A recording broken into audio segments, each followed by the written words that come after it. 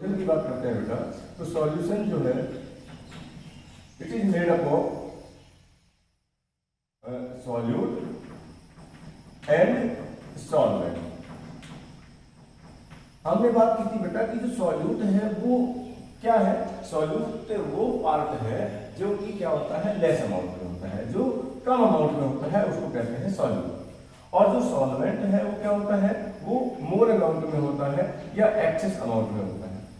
या हम दूसरी तरह से बात करें तो हम कहते हैं कि सॉल्यूट क्या है, सॉल्यूट जो कि किसी दूसरे सब्सटेंस में डिजॉल्व होता है, एंड सॉल्वेंट क्या है, जो किसी दूसरे सब्सटेंस को क्या करता है, डिजॉल्व करता है, घोलता है।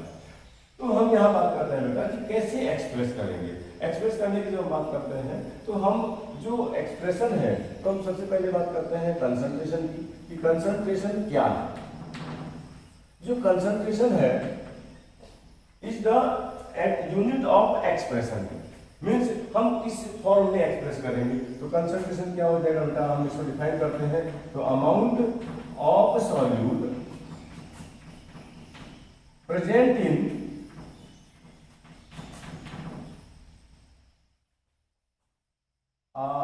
definite amount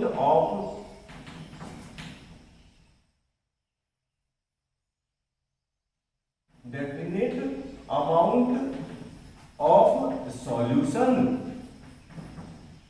और सॉल्वेंट, या तो सॉल्वेंट में या सॉल्यूशन में कितना अमाउंट सॉल्यूट घुला हुआ है, डिजॉल्व किया हुआ है, उसको हम कहते हैं बेटा कंसंट्रेशन। जो कंसंट्रेशन है इसको हम एक्सप्रेस करने के लिए डिफरेंट टाइप ऑफ यूनिट्स का इस्तेमाल करते हैं। जो यूनिट्स है हमारी, पहली हम बात करते हैं दैट इज परसेंटेज। परसेंटेज को बेटा एक नाम और भी हम दे सकते हैं कि पार्ट पर 100।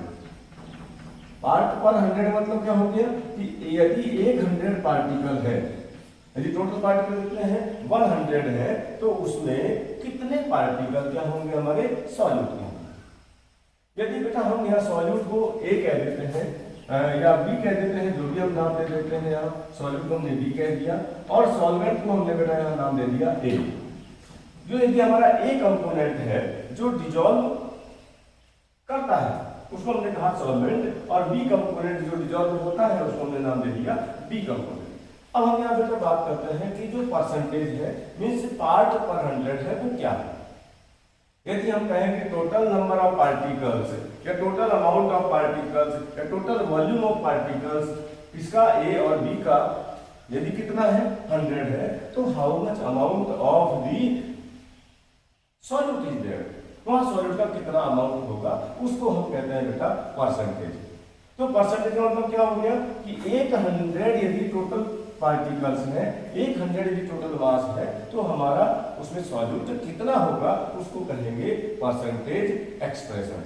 यानी कि हम जब परसेंटेज एक्सप्रेशन करते हैं तो परसेंटेज हम कई तरह से एक्सप्रेस कर सकते हैं बेटा। परसेंटेज को हम एक्सप्रेस जब करते हैं तो हम कहते हैं कि जो पार्ट पर 100 है PPH है, it is equal to amount of substance. Amount of substance means amount of solute और सॉल्वेंट हम दोनों कह सकते हैं। तो amount of solute divide by total amount of solution. Amount of solute divide by total amount of solution. Amount of solute जितना भी होगा हम ग्राम में मेजर कर सकते हैं, हम वॉल्यूम में मेजर कर सकते हैं, हम नंबर ऑफ पार्टिकल्स में मेजर कर सकते हैं, हम किसी तरह से कर सकते हैं मल्टीप्लाई बाय 100। अब देखो बेटा पार्ट पर 100 क्या हो गया, amount of solute divide by total amount of solution. Amount of solution मतलब क्या हो गया, amount of solute and solvent. Total amount का मतलब क्या हो गया कि अमाउंट ऑफ सॉल्यूट और सॉल्वेंट दोनों कितना है मल्टीप्लाई बाय 100 करेंगे तो हमको मिलेगा क्या, पार्ट पर 100। अब हम देखो बेटा पार्ट पर 100 को जो है हम कई तरह से बात करते हैं। पहला हम बात करते हैं इसमें जो पार्ट पर 100 है ये परसेंटेज है, that is W by W। नाम से पता लग रहा है W मीन्स वेट और वेट तो मीन्स वेट बाय वेट। अब हम देखो बेटा वेट बाय वेट का मतलब क्या हो गया, वेट बाय वेट का मतलब क्या हो गया कि व्हेन सॉल्यूट और solvent, solute and solvent both quantities are expressed in weight. जब दोनों ही क्वांटिटीज को हम वेट में एक्सप्रेस करते हैं तो उसको हम कहते हैं वेट बाय वेट परसेंटेज। दूसरा हम बात करते हैं that is weight by volume percentage. Means अब जब देखो हम यदि सॉल्यूट को वेट में एक्सप्रेस करते हैं और सॉल्वेंट को वॉल्यूम में एक्सप्रेस करते हैं तो हम कहते हैं कि this is weight by volume percentage. हम यहां कह सकते हैं बेटा वेट बाय वॉल्यूम परसेंट। और वेट बाय वॉल्यूम परसेंट को क्या कहते हैं, जो सॉल्यूट हमारा है उसको हम वेट में एक्सप्रेस करते हैं और जो सॉल्वेंट है उस सॉल्वेंट को हम बेटा वॉल्यूम में एक्सप्रेस करते हैं। तो वेट बाय वॉल्यूम परसेंटेज हो गया। अब हम तीसरा इसी में आगे बढ़ते हैं तो हम कह सकते हैं बेटा वॉल्यूम बाय वेट परसेंटेज। ऐसे भी हो सकता है कि जो लिक्विड है उसको हमने सॉल्ट में डिसॉल्व किया हो तो वॉल्यूम बाय वेट हो सकता है, क्योंकि हम जानते हैं कि there are 9 kind of solution. तो वॉल्यूम बाय वेट परसेंट हो जाएगा। हम वॉल्यूम बाय वेट की बात करते हैं तो सॉल्यूट है, this solute is expressed in volume and solvent is expressed in weight. और एक फोर्थ टाइप और हम इसमें बात करते हैं that is volume by volume percent. तो ये हम कहते हैं बेटा वॉल्यूम बाय वॉल्यूम मतलब both are expressed in volume. यहां क्या हो गया कि जो बोथ जो है इसमें वो एक्सप्रेस होंगे हमारे वॉल्यूम में एक्सप्रेस होंगे। तो हम जब इस तरह से हम बात करते हैं तो हम परसेंटेज को 4 तरह से डिफाइन कर सकते हैं, यानी कि हम 4 तरह से परसेंटेज में एक्सप्रेशन कर सकते हैं। क्या कर सकते हैं, वेट बाय वेट हो गया, वेट बाय वॉल्यूम हो गया, वेट वॉल्यूम बाय वेट हो गया and volume by volume percentage हो गया।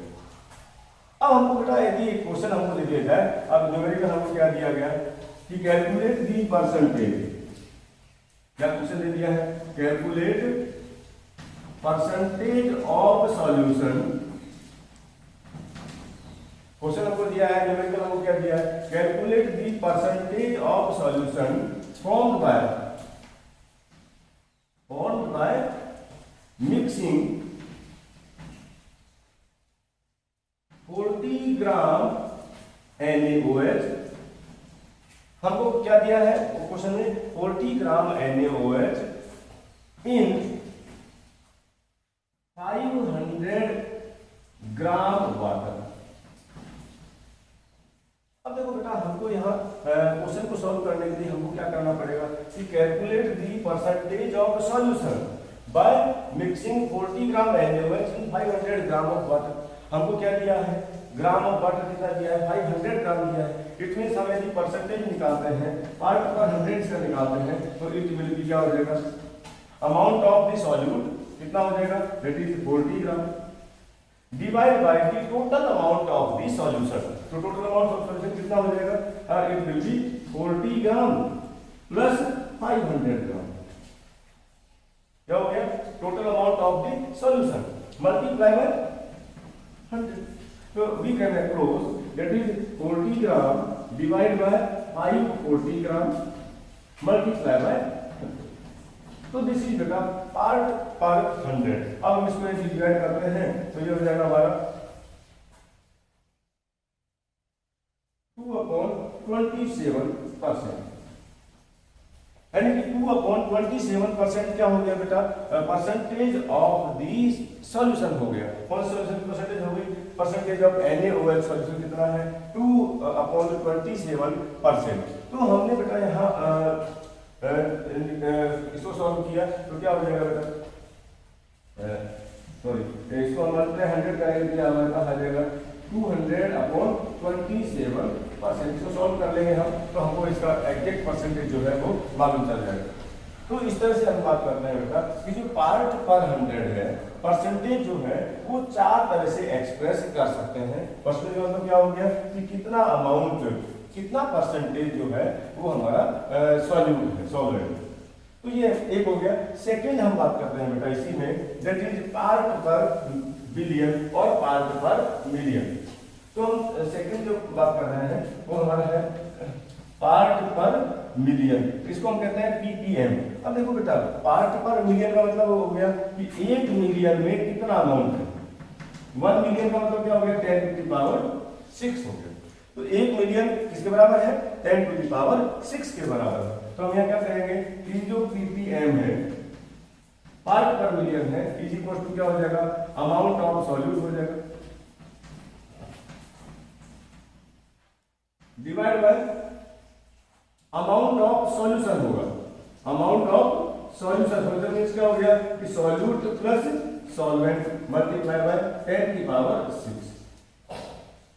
यहाँ क्या किया हमने 10 की पावर 2 किया या 100 किया। तो हमने जब 100 किया तो क्या हो गया पार्ट पर 100 हो गया।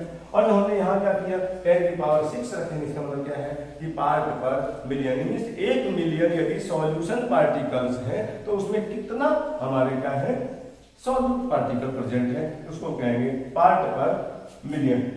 तीसरा बेटा इसी में होगा that is part per billion. अब बिलियन में देखो 1 बिलियन जो है इज इक्वल टू कितना हो जाएगा बेटा 10 की पावर 9 के बराबर होगा। जब 10 की पावर 9 है तो हम यहाँ क्या कहेंगे कि जो ppb है पार्ट पर बिलियन है इज इक्वल टू क्या हो जाएगा amount of substance means amount of solute divide bye amount of solution multiply by 10 की पावर 9। तो इस तरह से हम बेटा देख रहे हैं कि हम जो सॉल्यूशन है उसकी कंसंट्रेशन को परसेंटेज की फॉर्म में एक्सप्रेस कर सकते हैं, पार्ट पर मिलियन के फॉर्म में एक्सप्रेस कर सकते हैं, पार्ट पर बिलियन के फॉर्म में एक्सप्रेस कर सकते हैं। तो these are the unit of expression of the concentration of the solution. अब हम सेकंड बात करते हैं इसमें बेटा कि मोल फ्रैक्शन क्या है। तो अब जो नेक्स्ट यूनिट है वो है हमारी क्या मोल फ्रैक्शन। तो अब देखो बेटा मोल फ्रैक्शन का मतलब क्या है नाम से ही पता लग रहा है कि फ्रैक्शन ऑफ दी मोल्स। तो मोल फ्रैक्शन मतलब क्या हो गया फ्रैक्शन ऑफ दी मोल्स। अब आपको जानते हैं कि मोल क्या होता है तो हम सबसे पहले यहाँ लिखते हैं मोल फ्रैक्शन। मोल फ्रैक्शन क्या है बेटा इसको एक्सप्रेस करते हैं बेटा इससे चाई से। किससे एक्सप्रेस करते हैं चाई से एक्सप्रेस करते हैं। मोल फ्रैक्शन क्या है इट इज द रेशियो क्या है ये ratio of number of moles of solute और सॉल्वेंट दोनों के लिए अलग अलग निकालते हैं बेटा। सॉल्यूट और सॉल्वेंट के नंबर ऑफ मोल्स का ratio with number of moles of solution. अब बेटा देखो सॉल्यूशन की हम जब बात कर रहे हैं तो सॉल्यूशन ऑलवेज है क्या सॉल्यूट प्लस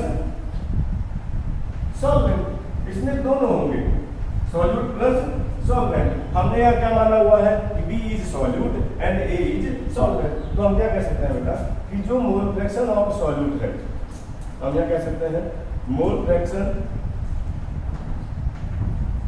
ऑफ सॉल्यूट क्योंकि सॉल्यूट को हमने क्या माना है बेटा B माना है इसलिए हमने यहाँ एक्सप्रेस कर दिया चाई B के फॉर्म में। और जब B हमने कहा तो ये क्या हो जाएगा बेटा कि mole fraction of solute is equal to number of moles of solute upon total number of mole of solution. यानी सॉल्यूट के मोल को हम क्या कहते हैं बेटा NB कहते हैं। तो ये क्या हो जाएगा हमारा total number of moles of solution.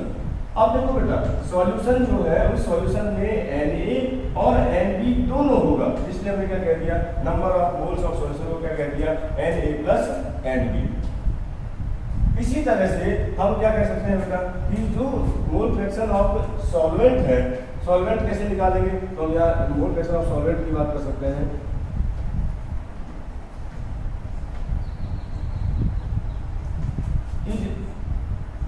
Chi A and this chi A is equal to number of moles of solvent divided by total number of mole of solution। जो number of mole of solvent है उसको यदि हम solution के number of मोल से divide करते हैं तो ये क्या हो जाएगा हमारा Na, और इसको हम क्या कह देंगे वापस Na प्लस Nb। अब देखो बेटा, नंबर ऑफ मोल्स यदि हमको पता हो जाए तो हम मोल फ्रैक्शन आसानी से निकाल सकते हैं। अब हम यहाँ एक बात करें, एक रिलेशन डेवलप करने की बात करते हैं कि सम ऑफ मोल फ्रैक्शन, जो सम ऑफ मोल फ्रैक्शन है, मोल फ्रैक्शंस का जो सम करते हैं इट मींस चाई ए और चाई बी यदि हम इनको ऐड कर देते हैं बेटा तो ये हो जाएगा हमारा क्या, chi A is equal to N B means N A upon N A plus N B, और chi B is equal to क्या हो जाएगा N B upon N A plus N B. इसका मतलब क्या हो गया बेटा, यदि हम इन दोनों को ऐड करते हैं तो हम एलसीएम ले लेंगे, एलसीएम क्या हो जाएगा हमारा N A plus N B आ जाएगा, और N A plus N B जब एलसीएम होगा तो एन ए हमारा यहाँ है तो यहाँ क्या हो जाएगा, ऊपर हमारा एन ए हो जाएगा और साथ में क्या हो जाएगा एन बी हो जाएगा। इट मींस हमको एक क्वांटिटी मिलेगी N A plus N B upon N A plus N B. It means हम इसको कैंसिल कर सकते हैं and this will be equal to 1। अब देखो बेटा क्या है, mole fraction of solvent and mole fraction of solute is equal to 1। अब यदि किसी सॉल्यूशन की बात करें तो सॉल्यूशन में दो कंपोनेंट हैं। यदि सॉल्यूशन के अंदर दो कंपोनेंट है, एक कंपोनेंट सॉल्यूट है दूसरा कंपोनेंट सॉल्वेंट है, तो sum of the mole fraction of solute and solvent is equal to 1। If there are 3 components, यदि वहां 3 कंपोनेंट हैं तब क्या होगा, मोल फ्रैक्शन ऑफ सॉल्यूट और ए बी एंड सी। तो हम यहाँ बात करेंगे कि जब हम किसी भी सॉल्यूशन में एक 2 और more than 2 components are there then sum of the mole fraction of all the component of the solution is always equal to 1। तो हम क्या कह सकते हैं कि sum of mole fraction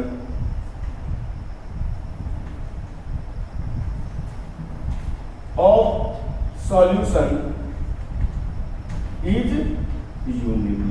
solution के सभी कंपोनेंट का मोल फ्रैक्शन का जो सम है दैट इज इक्वल टू 1। वो हमेशा क्या रहता है, 1 रहता है।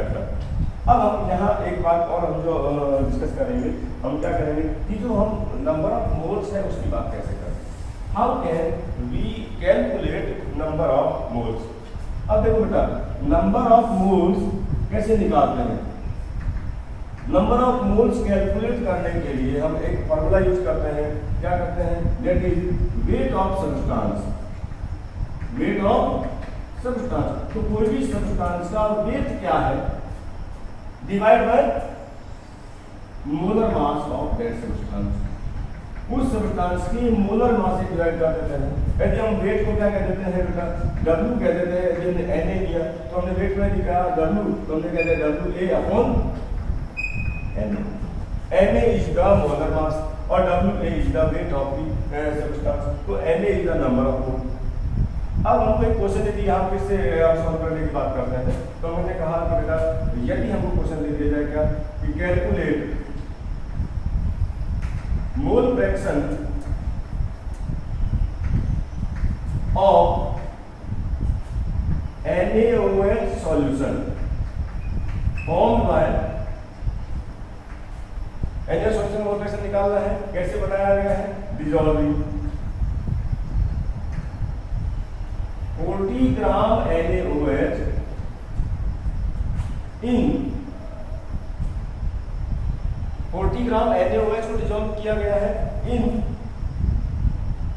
450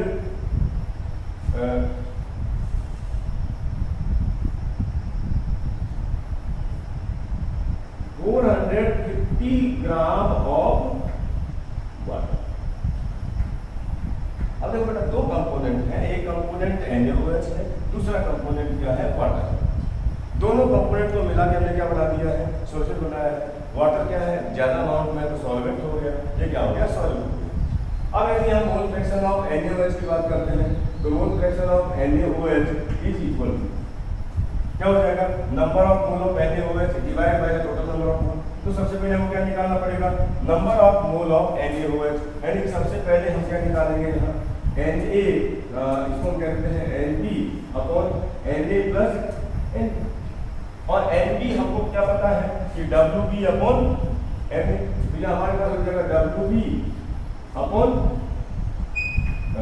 M divide by N, N का मतलब क्या हो गया WA upon M plus WB upon M. अब देखो बेटा हम यदि क्या निकाल रहे, यदि हम वेट की बात करें तो वो वेट कितना दिया हुआ है, वेट ऑफ एनिमल्स कितना दिया हुआ है 40 ग्राम।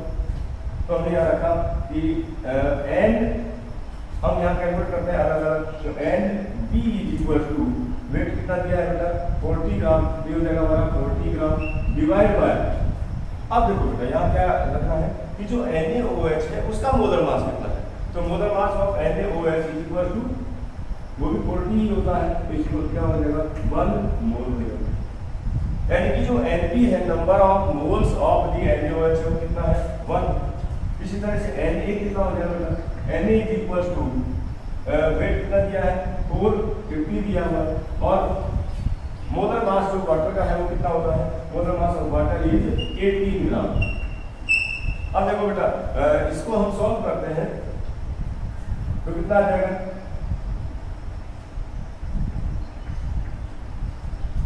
है ना 9 से डिवाइड किया तो 9 45 और 9 टू जा 18। अब ये देखो बेटा 250 हो जाएगा, क्योंकि हमारे पास हो जाएगा 25 मोल। अब देखो बेटा हमको यहाँ मिल गया Na भी मिल गया और Nb भी मिल गया। अब हम क्या करेंगे, इसकी वैल्यू को पुट करेंगे, और वैल्यू पुट करने पर हमको जो फार्मूले में जो ही वैल्यू पुट करेंगे हम क्या कर लेंगे आसानी से, जो मोल फ्रैक्शन है उसको कैलकुलेट कर लेंगे। तो mole fraction of NaOH is equal to number of moles of NaOH कितना हो जाएगा, that is 1 mole divide by कितना हो जाएगा Na प्लस Nb, इसका मतलब हो जाएगा 25 प्लस 1 मोल, तो कितना हो जाएगा बेटा 1 upon 26 is the mole fraction of the NaOH। और इसी तरह से NaH2 का यदि मोल फ्रैक्शन निकालें तो अब इसको कैसे निकाल सकते हैं, that is 25 mole upon 25 plus 1 कितना हो जाएगा 26 हो जाएगा, ये हो जाएगा हमारा 25 upon 26।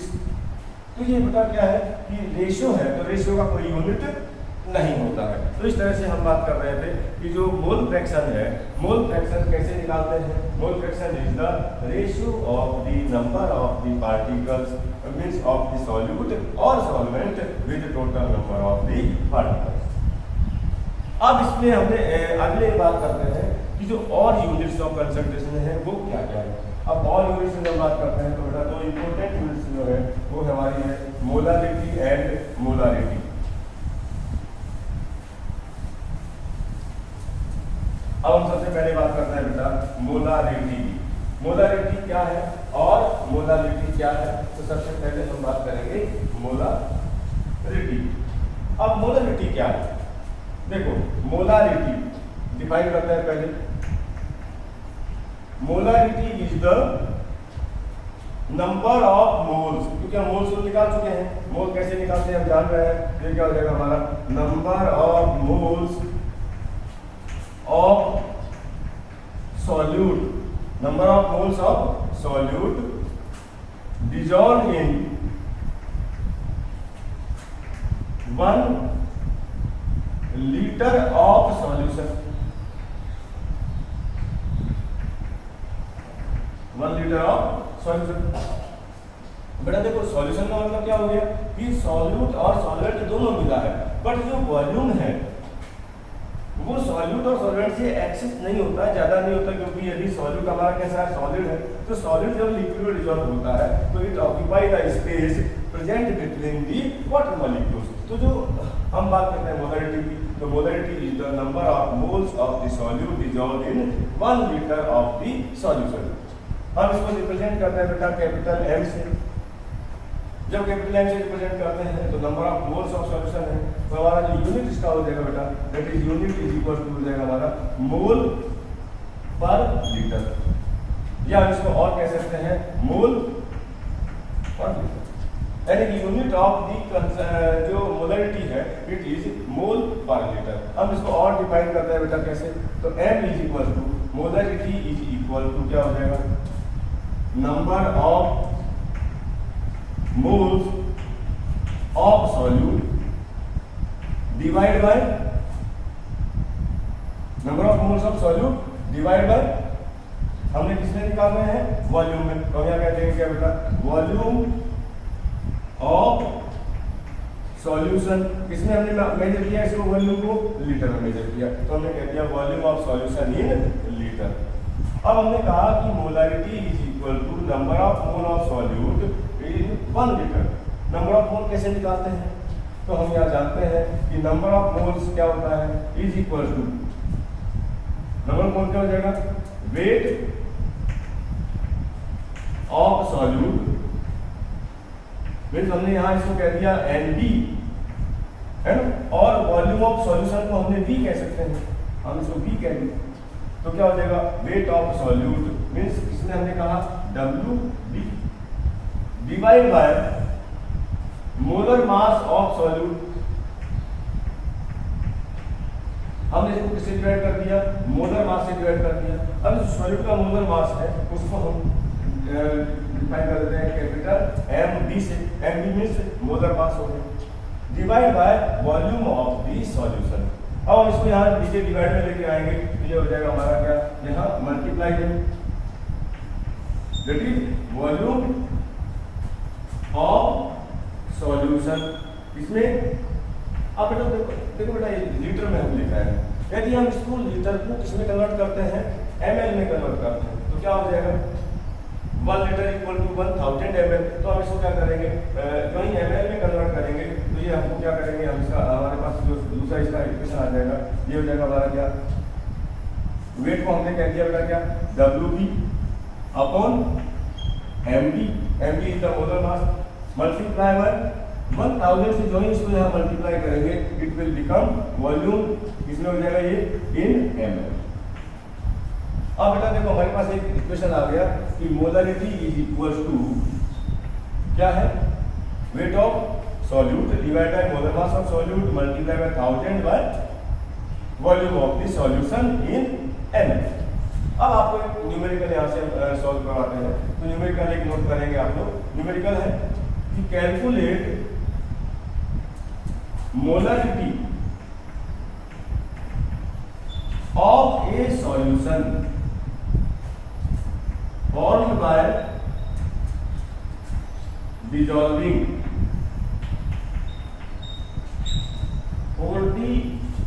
80 gram NaOH in 5 litre या इन 500 ml ऑफ वाटर। हम इसको सॉल्व करते हैं बेटा, हम न्यूमेरिकल हमको क्या मिला, हमको क्या क्या दिया हुआ है यहाँ, ये पहले देखना पड़ेगा हमको, तो हमको पहले यहाँ दिया हुआ है, देखो बेटा क्या 80 ग्राम, इट मींस WB हमको दिया है that is 80 gram, molar mass of NaOH इसको हम कहते हैं बेटा MB, और MB कितना हो जाएगा हमारा 40 ग्राम होता है, हम जानते हैं इसको।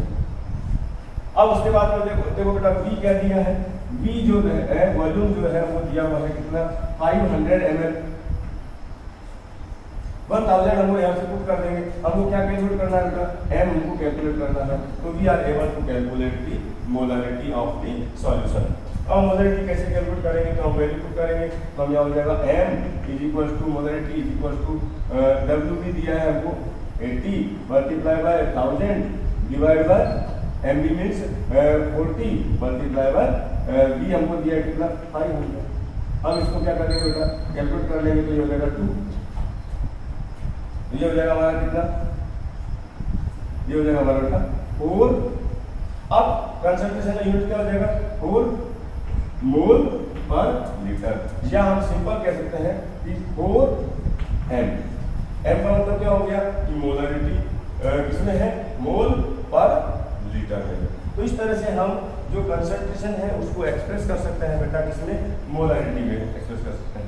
अब देखो यहाँ हम क्या देखते हैं कि मोलारिटी एक वेट वॉल्यूम यूनिट है, कैसी यूनिट है बेटा, वेट वॉल्यूम यूनिट है, यानी कि इसमें हम क्या करते हैं, सॉल्यूट को वेट में और सॉल्वेंट को वॉल्यूम में एक्सप्रेस करते हैं, और वॉल्यूम जो है वो टेम्परेचर से क्या होता है बेटा, वेरी करता है, it means this is a temperature dependent, कैसी यूनिट है ये, टेम्परेचर डिपेंडेंट यूनिट। अब आप देखते हो बेटा, कई बार आप जैसे ऑयल का यदि कैन लेके आते हैं तो उस पर लिखा रहता है कि जो उसका वॉल्यूम है उसमें लिखा रहता है 15 लीटर, है ना। तो 15 लीटर और साथ में क्या लिखा रहता है, एट 30 डिग्री सेल्सियस। इसका मतलब क्या हो गया कि उस कैन का जो वॉल्यूम है वो 30 डिग्री सेल्सियस पर, ऑयल का जो वॉल्यूम है वो 30 डिग्री सेल्सियस पर क्या है, 15 लीटर है। लेकिन जो ही हम टेम्परेचर बढ़ाएंगे तो उसका वॉल्यूम क्या कर जाएगा, इंक्रीज कर जाएगा, या फिर जो टेम्परेचर हम कम करेंगे तो वॉल्यूम क्या करेगा, डिक्रीज कर जाएगा। तो जो हमारी मोलरिटी है ये वेट वॉल्यूम यूनिट है। इट मींस किस पर डिपेंड करती है बेटा, टेम्परेचर पर डिपेंड करती है, यानी कि टेम्परेचर से इसमें वेरिएशन आ जाएगा। अब नेक्स्ट जो हमारा है उसकी बात करते हैं यदि अगला है बेटा मोलालिटी। मोलालिटी क्या है,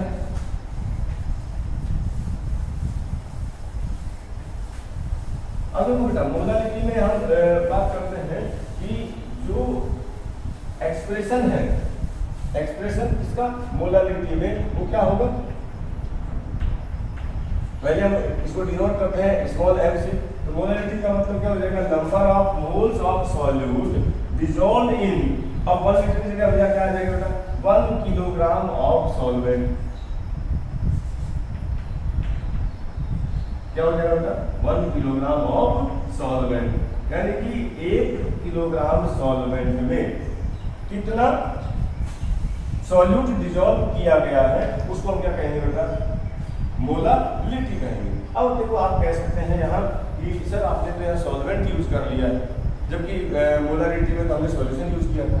तो हम यहाँ पे इसको क्लैरिफाई कर सकते हैं कि यदि हम वेट की बात करते हैं तो सॉल्वेंट में सॉल्यूट ऐड करने पर वेट क्या हो जाता है, बढ़ जाता है, इंक्रीज कर जाता है। लेकिन यदि हम वॉल्यूम की बात करते हैं तो वॉल्यूम में कोई चेंज नहीं होता है। क्यों नहीं होता है, क्योंकि जो सॉल्यूट है वो सॉल्वेंट में क्या करता है, डिसॉल्व होता है। कौन सा स्पेस ऑक्यूपाई करता है, blank spaces present between the water molecules या सॉल्वेंट मॉलिक्यूल्स, तो इसलिए उसका वॉल्यूम जो है वो इंक्रीज नहीं होता। इसलिए अपने वॉल्यूम ऑफ सॉल्वेंट कह सकते हैं, चाहे वॉल्यूम ऑफ सॉल्यूशन कह सकते हैं। लेकिन यहाँ क्योंकि सॉल्वेंट की हम बात करें कि कितने अमाउंट सॉल्वेंट में कितना अमाउंट हमारा सॉल्यूट का प्रेजेंट है, इसलिए हमने कहा molality is the number of moles of solute dissolved in 1 kilogram of the solvent.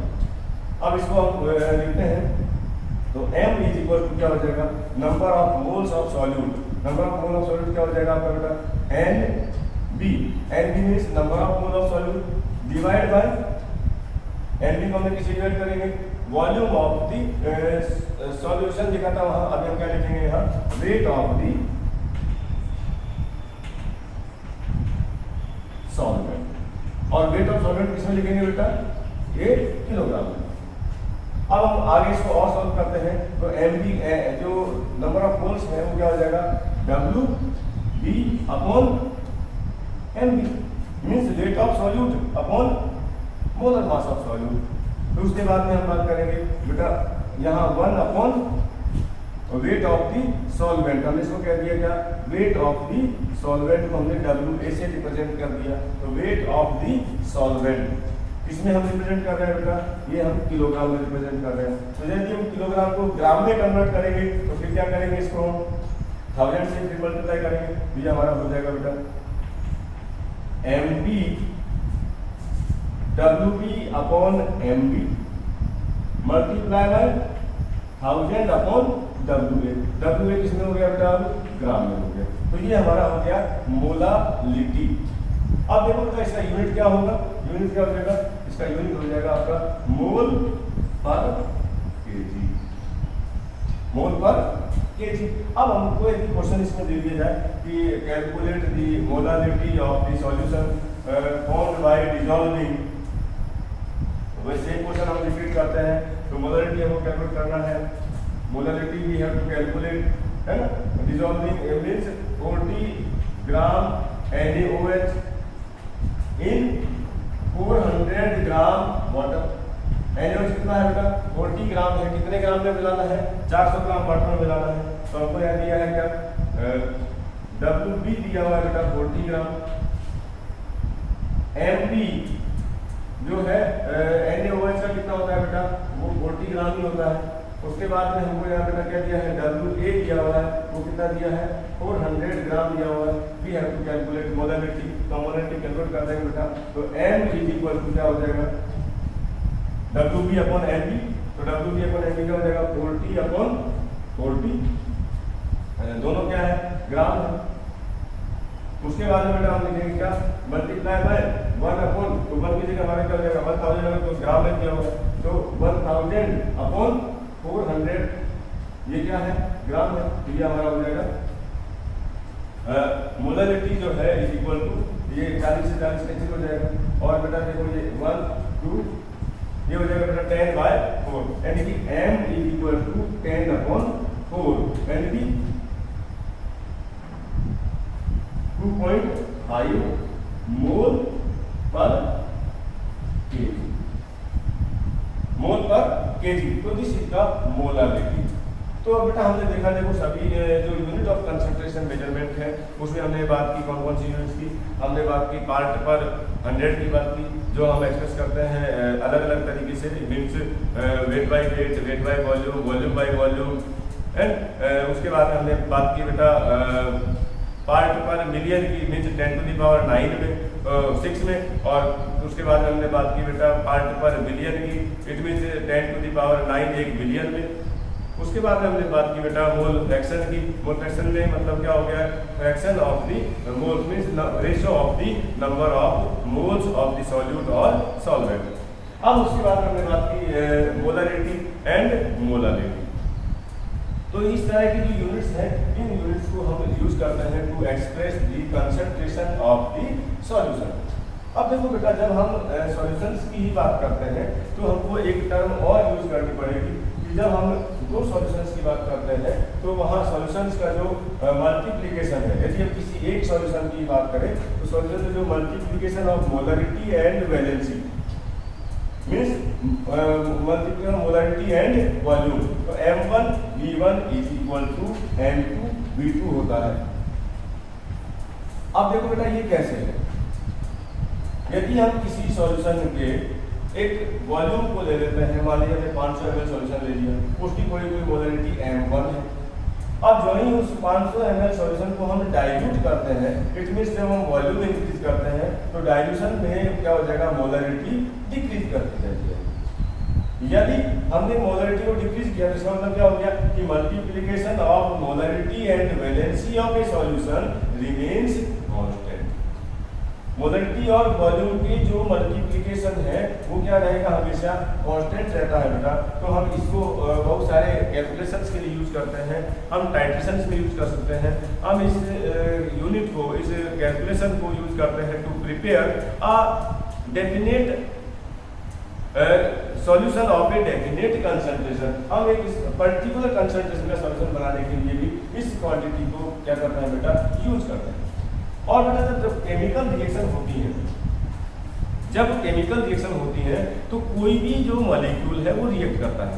तो मॉलिक्यूल जब रिएक्ट करते हैं तो कैसे रिएक्शन होता है, इट मींस हमेशा रिएक्शन किसकी होती है बेटा ग्राम इक्विवेलेंट की होती है। तो जब हम किसी भी सॉल्यूशंस के लिए बात करते हैं तो हमने वहाँ क्या कहते हैं कि किसी भी अदर सॉल्यूशन के लिए M1 V1 बराबर M2 V2 होता है। साथ में क्या करते हैं यहाँ N वैलेंसी की बात करते हैं और यहाँ N2 वैलेंसी की बात करते हैं। N1 और N2 क्या है वैलेंसी होती है बेटा अलग अलग सॉल्यूशंस की। तो हमने जब सॉल्यूशन पर रिएक्टिविटी की बात करते हैं तो N1 M1 V1 is equal to N2 M2 V2